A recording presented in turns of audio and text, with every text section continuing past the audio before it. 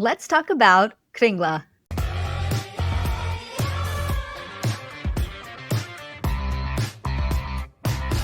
Welcome back to Sprung On Food. I'm your host, Kae Sprung. This season, we're talking about favorite foods, the history behind it, and the role it plays in the world today.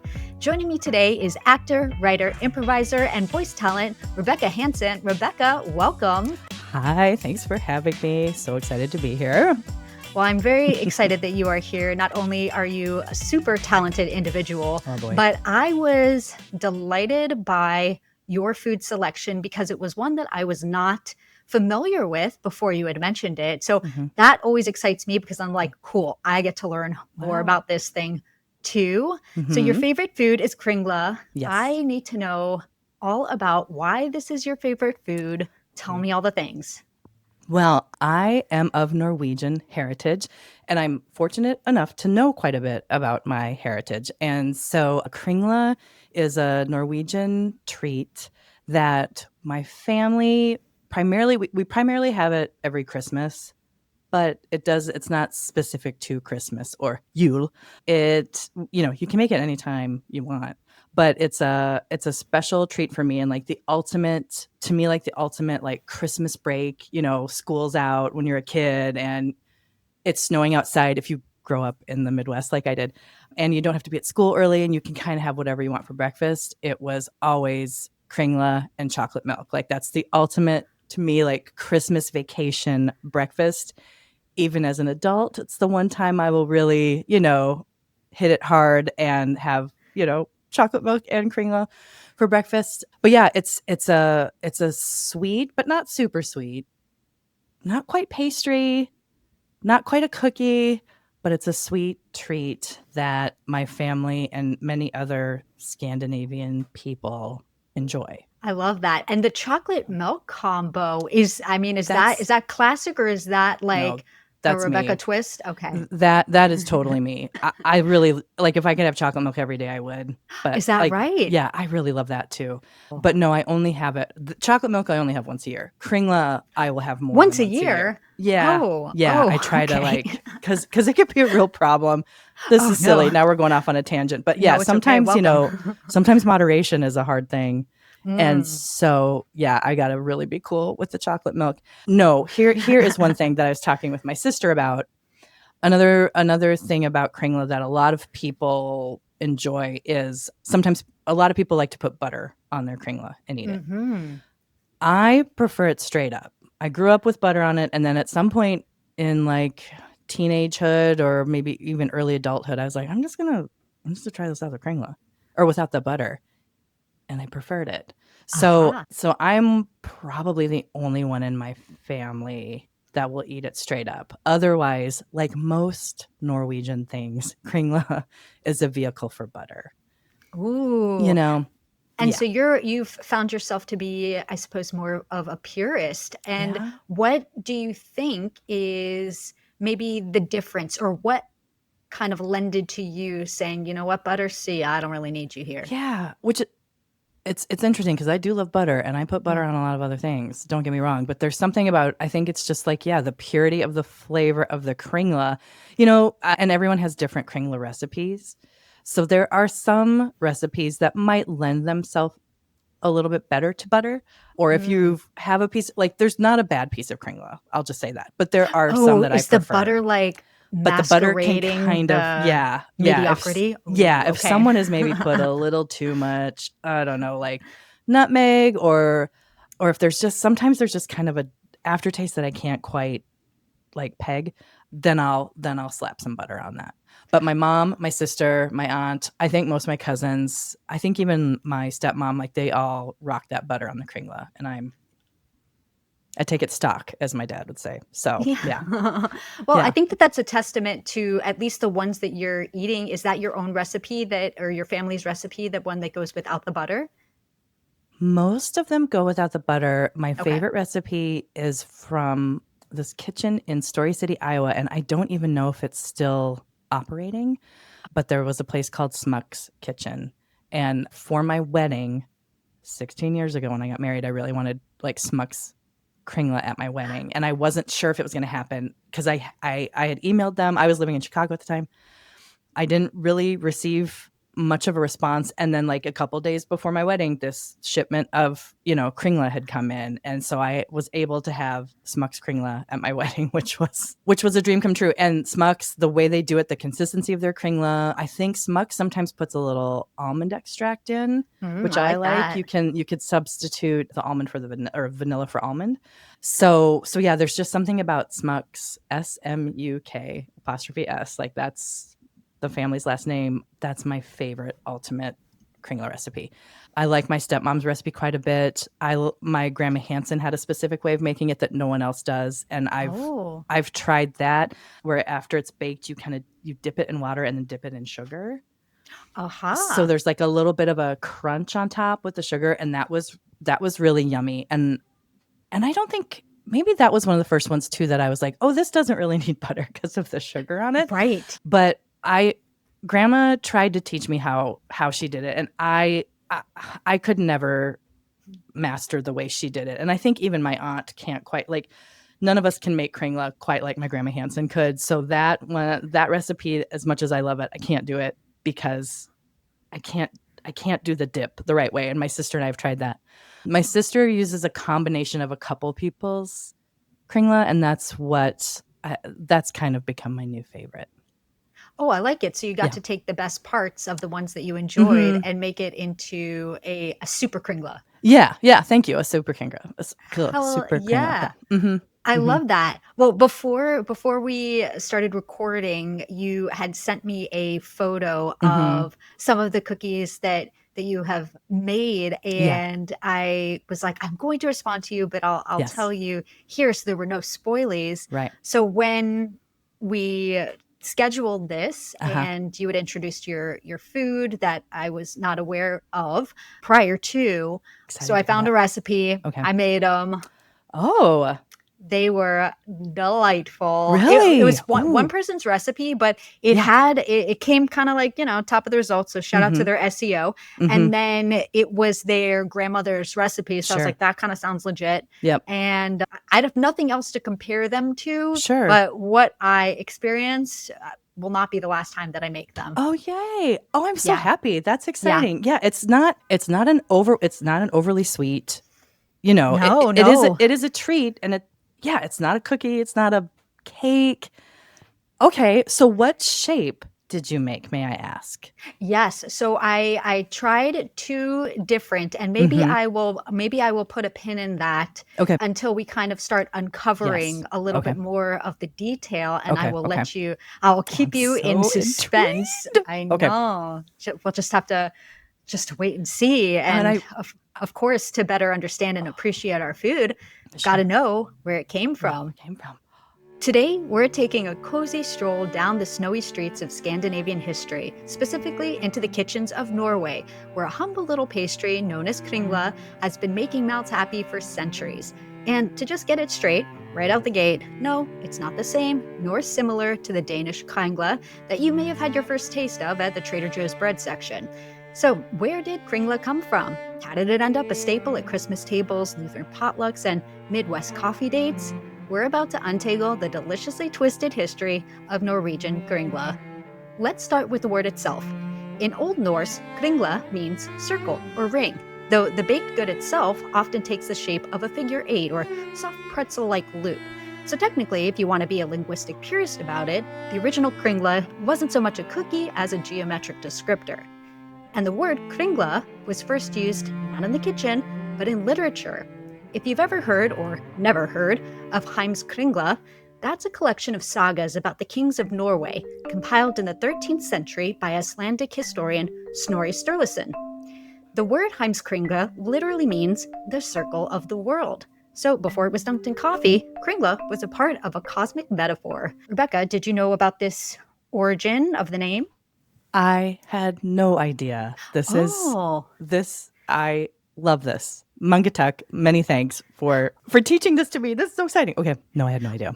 Oh, if you had to venture any kind of a guess of where that name had come from, would you have any idea?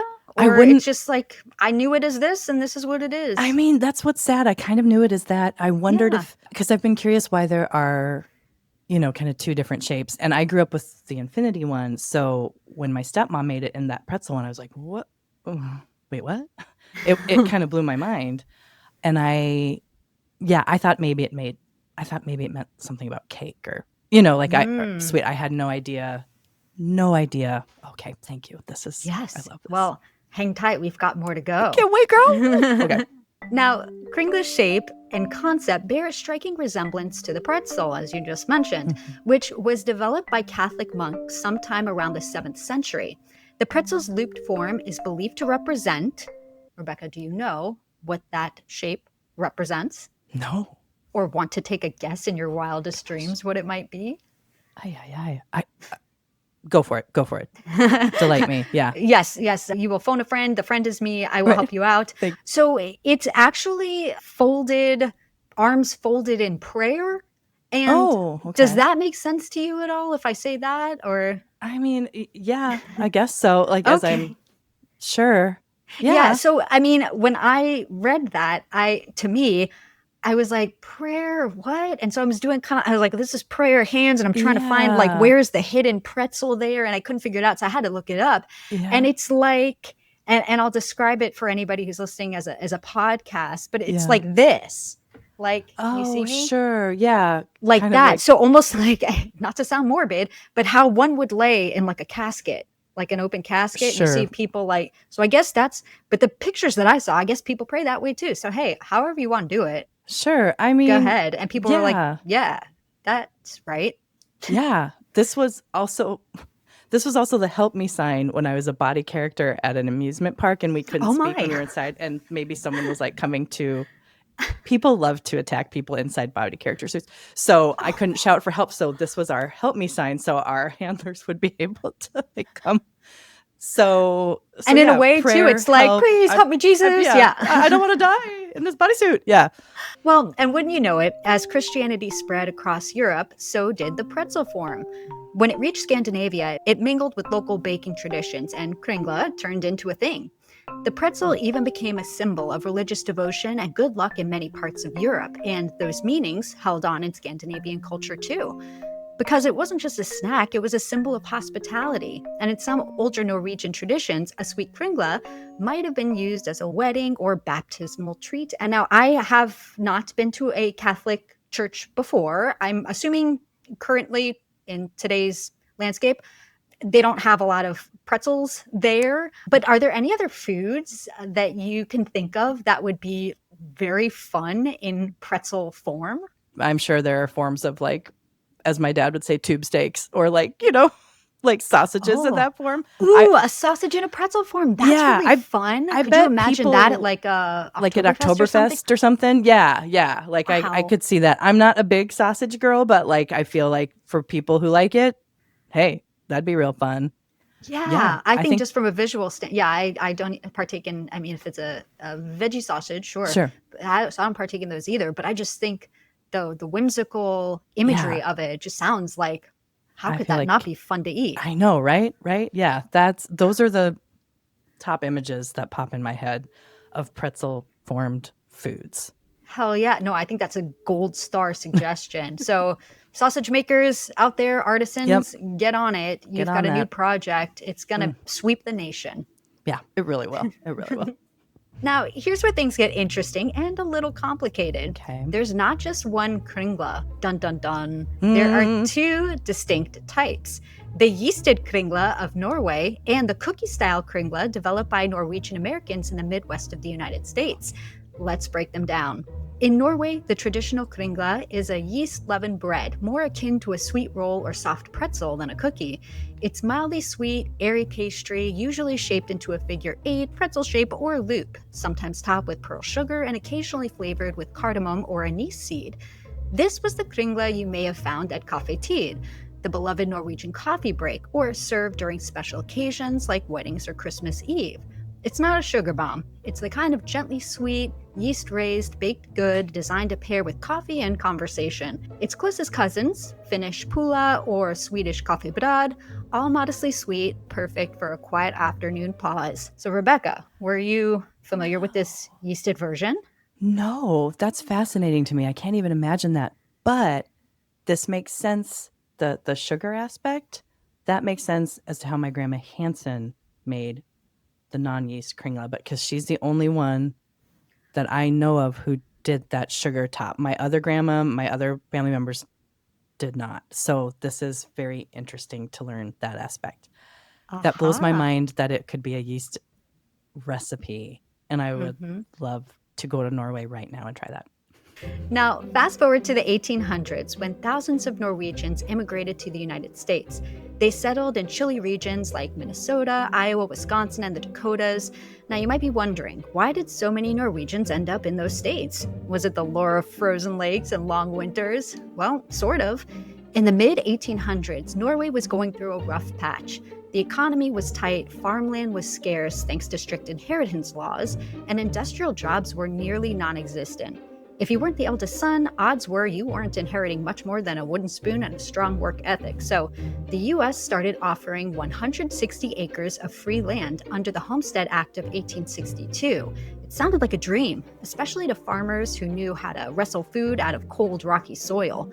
The American Midwest, with its vast stretches of farmland and a climate that felt familiar enough to home, became a natural landing spot. Plus, once a few Norwegians settled in, they wrote back home. The land is flat, the winters are still awful, and there's already a Lutheran church. Come on over. That kicked off a wave of chain migration, where entire communities of Norway reassembled themselves in rural America, complete with language, food, and church potlucks. And for some religious groups, like the Haugans, America also meant more spiritual freedom. No state church oversight, just good old independent worship, and maybe some hymn singing over coffee and kringla. So yes, they came for the land. They stayed for the coffee breaks, and they brought kringla with them. Do you know how this cookie version came to be? No, but you are straight up talking about my family. This is almost bringing me to tears. Did Yeah. you ever get stories from Oh your yeah. family on? My mom grew up on the farm that my family from Norway immigrated to. Wow. She's fifth generation. So yes, I did. What state or city? In Iowa. In Iowa. Okay. I grew up in Iowa. The farm is just outside of Story City, Iowa. Mm-hmm. One of my uncles still lives on that farm. Wow. And so, yeah, and my ancestors came over, in the 1800s. And a lot of them, stayed in Iowa. And then they helped form a Lutheran church. Wow. It's really all true. All this you're saying is very true and very much my background. Yeah, both sides of my family are farmers. Wow. And I That's grew up incredible. on the farm. Yeah, I grew up on the farm that my dad grew up on. And then my grandpa did too. So in Jewel, Iowa. So yeah, I figured the kringla that my family knows is probably not the kringla that would be eaten in Norway today. Because I feel like a lot of our food is, that like immigrant spin on what they grew up eating in the old country. Yeah. Oh my gosh. Okay, thank you. This is so cool.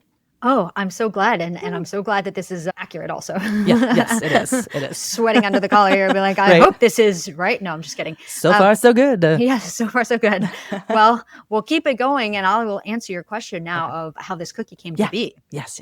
Well, yeast, as it turns out, doesn't always behave well on the prairie. So those old family kringla recipes got a frontier-friendly update.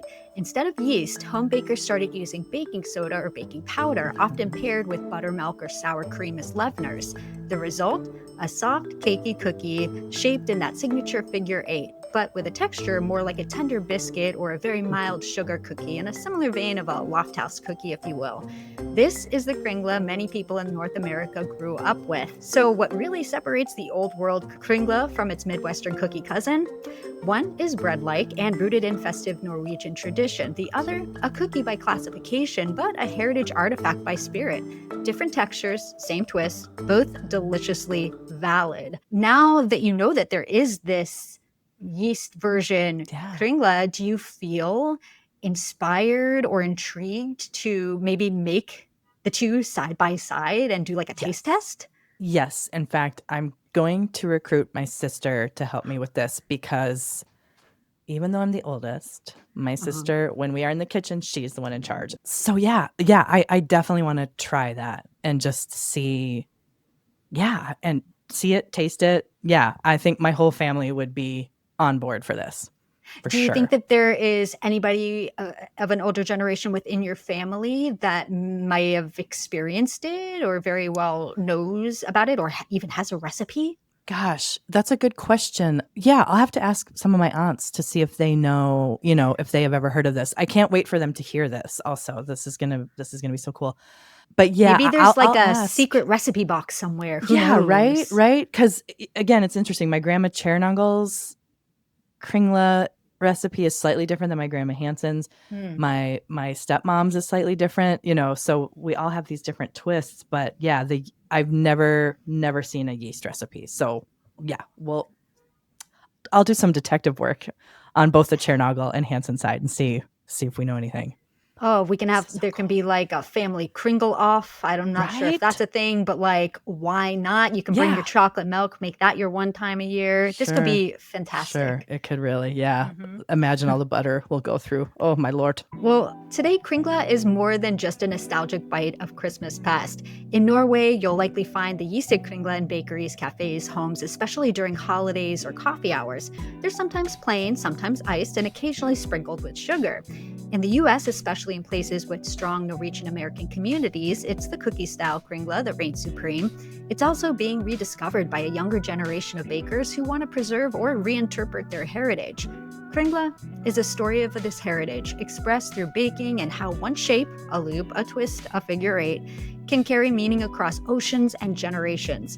Whether you like yours yeasted and chewy or cakey and sweet, Kringla is a love letter to the past baked right into the present. And to also answer your previous question, Mm-hmm. so I will send you a picture of the ones that I made. Yeah. I made a couple in Mm-hmm. this pretzel Okay. shape to Yep. start. Yep. And then I was like, I'm not visually loving the way, no Right. shade, the way that this one really Yeah. looks. So then I made the rest of them in that more of the figure eight And pattern. yeah. Mm-hmm. So that, and those I think are just like, they're very aesthetically pleasing. So that's kind of where I went with that. Yeah. Now, Now what do you think about this whole backstory of Kringla?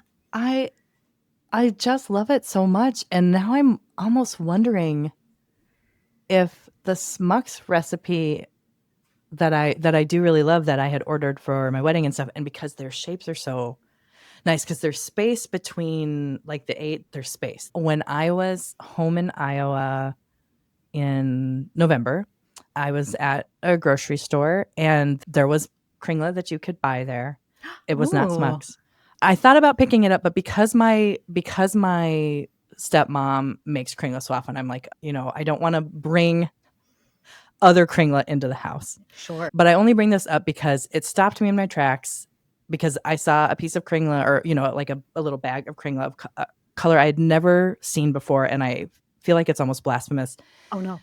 Well, they had a lemon poppy seed flavor that I was like, oh, that's interesting. Yes, it's Kringla, but I don't know how I feel about that. But what I really do not agree with is a blueberry flavored Kringla, and that's what I saw.